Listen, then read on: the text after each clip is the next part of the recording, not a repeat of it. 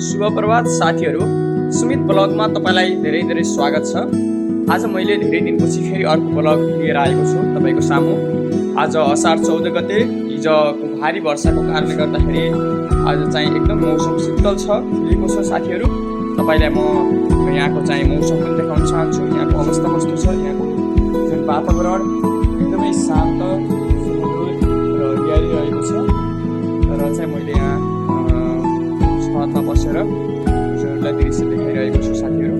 तपाईँले बाहिरको दृश्य पनि हेर्न सक्नुहुन्छ। आज यो ब्लग लिएर आएको कारण भनेको नै तपाईँहरूलाई चाहिँ यहाँको वातावरण देखाउनु हो। तपाईँ हेर्न सक्नुहुन्छ यहाँ चाहिँ यसरी किसानहरूले चाहिँ खेतमा काम गरिराख्नु भएको छ। अब धान रोप्ने समय हो, यो असार भनेको चाहिँ तराईमा धान रोप्ने समय। तपाईँले ब्याकग्राउन्डमा देख्न सक्नुहुन्छ एकदम सुन्दर, एकदमै चिसो वातावरण देख्न सक्छ। अहिले यस्तो समय एकदम गर्मी थियो साथीहरू, आज चाहिँ एकदम शीतल वातावरण छ। आज हामी गाउँको त्यो सुन्दर दृश्यमा छौँ साथीहरू, जहाँ धान रोपाइँको तयारी भइरहेको छ। तपाईँ देख्न सक्नुहुन्छ साथीहरू, त्यहाँ किसानहरूले मेडी लगाउने है खेतलाई तयारी गरिराख्नु भएको छ। यही माटोमा किसानहरूले पसिना बगाएर आफ्नो घर घरमा अन्न पुर्याउने गर्नुहुन्छ। किसानहरूको जीवन सजिलो छैन साथीहरू। घाम, पानी, थकान र अनेकौँ चुनौतीका बीच पनि उहाँहरू कहिले हार मान्नुहुन्न।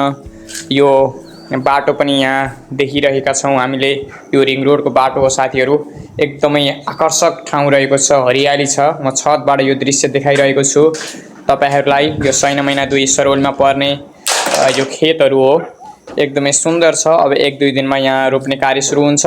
हिजोको वर्षाको कारणले गर्दा खेती एकदमै गर्नको लागि, रोप्नको लागि चाहिँ तयार भइरहेको छ।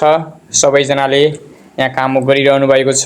यो वरिपरिको दृश्य तपाईँलाई देखाइरहेको छु साथीहरू। तपाईँहरूले चाहिँ यो ब्लग हेरिसकेपछि कस्तो लाग्छ कमेन्ट गर्नुहोला, लाइक गर्नुहोला, सब्सक्राइब गर्नुहोला। एक अर्काको सपोर्ट बिना चाहिँ हामी ग्रोथ हुन सक्दैनौँ। कुनै पनि मानिसहरू अगाडि बढ्नको लागि चाहिँ पक्कै पनि सबैजना मिलेर नै एउटा मानिसले धेरै राम्रो गर्न सक्छ जीवनमा। तपाईँहरूको सपोर्ट एकदमै आवश्यक पर्नेछ। यसको लागि चाहिँ सपोर्ट गर्नु होला, लाइक, कमेन्ट, सब्सक्राइब गर्नु होला, सो द्याट तपाईँहरूले यो ब्लगहरू रेगुलर हेरिराख्न पाउनुहुन्छ। मैले चाहिँ एजुकेसनल भिडियोजहरू पनि राख्दै आइरहेको छु साथीहरू, तपाईँहरूले हेर्न सक्नुहुन्छ। ल आजको लागि चाहिँ यति छ।